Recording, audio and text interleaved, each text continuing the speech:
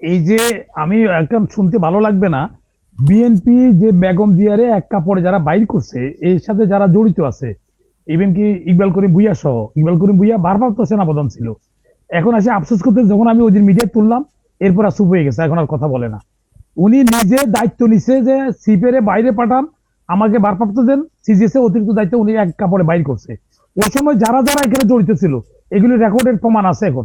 তো বিএনপি তো নিজের, তারেক সাহেবের নিজের মা কানতে কানতে গেছে, মায়ের প্রতি যাদের রেসপেক্ট থাকে ওই বিচারটা উনি করতে পারছেন না। বিচার না করতে পারেন, স্টার্ট করবেন, স্টার্ট তো করতে পারেন না এখনো। তাহলে বিএনপির উপর কি ভরসা হবে তারা ওইসব বিচারগুলি করবে, হাসিনারের বিচার করবে? আসলে বিচার ওনারা চাচ্ছেন কিনা?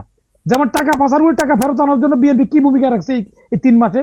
দুটো বিচার আদালত করে তো এই বিচারগুলি করতে পারতো, যে এক কাম বেগম জিয়ার চোখের পানি দেখে কে না কাঁদছে, বিএনপি করুক বা না করুক।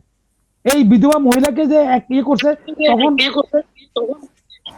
তারপরে ওই তখন এই যে শিমুল বিচার মারুফ কামাল আমার অফিসে, হ্যাঁ, আমি তখনই বলছি যে আপনারা ওই যে এই যে এখান থেকে, তো তাহলে এই যে বিচারগুলি, এটা তো ওনার সবচেয়ে বড় গুরুত্ব, সবচেয়ে প্রায়োরিটি ওনার। তারপরে ওনার যে কোমর ভাঙছে তাদের বিচার উনি করতে পারছে এখন পর্যন্ত? এটা নিয়ে এত লম্বা বিচারের দরকার তো নাই। এই আজকে দেখেন স্বরাষ্ট্রমন্ত্রীর এলাকাতে আজকে একটা বিদেশি আসছে 110 কোটি টাকা মহিলারা নিয়ে নাজেহাল করছে ডিবি, এবং 110 কোটিকে আজকে অনলাইনে নিউজে আসছে যে কালকে একটা মহিলাকে স্বরাষ্ট্রমন্ত্রীর এলাকাতে, উনি সব ব্যাপার দেখছে, ওনার এলাকার খবর রাখছে উনি। তো এটা কি রাষ্ট্র? এরকম রাষ্ট্র চাইছিলাম আমরা? তারা হাসিনা করছে, এখন গুণগত পরিবর্তনটা কি? হয়তো বলতে পারবেন যে তিনি এত শর্ট টাইমের ভিতরে করা যাবে, একটা করুক না, দৃষ্টান্ত স্থাপন করুক না, 10টা তো করার দরকার না, মেসেজটা থাক না যে ওনাদের সহজ ইচ্ছা আছে, ওনারা দ্রুত বিচার আদালত করে ওদের ফাঁসি কার্যকর করে দিবে। এবং বলতে পারবে এরা আপিল করতে পারবে না, এরা আপিলও করতে পারবে না, একটা দ্রুত বিচার করে একটা করে দিতে পারে না। এটা কি একটা এমন কিছু? আসল কথা ছাড়ছে না। তারপরে টাকা যারা পাচার করছে তাদের বিচার করা হচ্ছে না, কারণ এনারা তো পাচার করবে পরবর্তী সরে সরে মাসুদ ভাই, কারণ এখানের মধ্যে তো অনেকে চুরি করে টাকা পাচার করবে, আবার কালো টাকারে আবার বৈধ করতেছে। কেন কালোটা বৈধ করছে? ওরা নিছে, আমরাও নিছি, তোমরা আমরা বাই বাই, কিছু কিছু ব্যাপারে ঐক্যমত আছে রাজনীতিবিদদের। তো সুতরাং জনগণের রাজনীতিবিদদের উপরে আস্থা নষ্ট হয়ে যাচ্ছে। মানুষ কার উপরে ভরসা করবে? ইউনুসের উপরে ভরসা করছে, ইউনুস আরো খারাপ করছে, এখন বিএনপির কাছে ভরসা করছে, বিএনপি আরো খারাপ করতে আছে।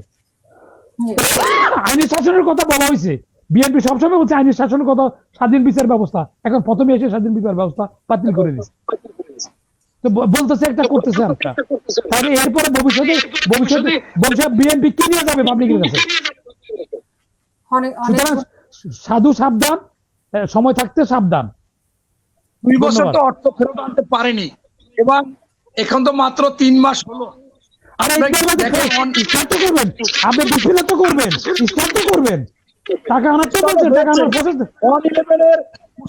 গ্রেফতার করা হয়েছে, এবং আজকে তারেক রহমান একটা বক্তব্যে বলেছে যে আমার মেরুদণ্ড ভেঙে দিয়েছে, এখন আমি কি মেরুদণ্ড ভেঙে নগদে নগদে বা এখনই দেশে একটা